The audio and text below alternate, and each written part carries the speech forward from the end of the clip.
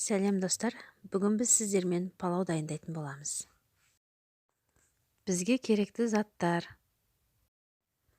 қазанға майымызды мол ғып құямыз, құйрық майды саламыз, пиязымызды салып жақсылап қып-қызыл қуырып аламыз. Палаудың түсі пиязына байланысты, пиязды қалай қуырғанына байланысты болады. Етті салып жақсылап қуырамыз. Сәбіздерімізді салып 10 минуттай қуырып, суымызды құйып, етті 1 сағаттай қайнатып қоямыз.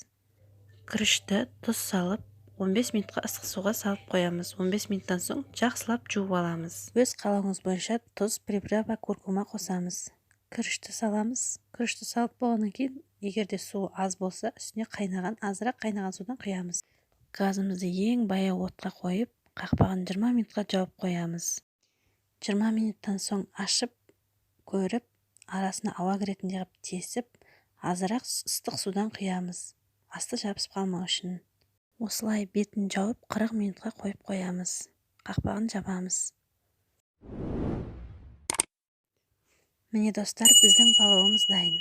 Лайк басып, комментарий жазып, подписка жасауды ұмытпайық достар.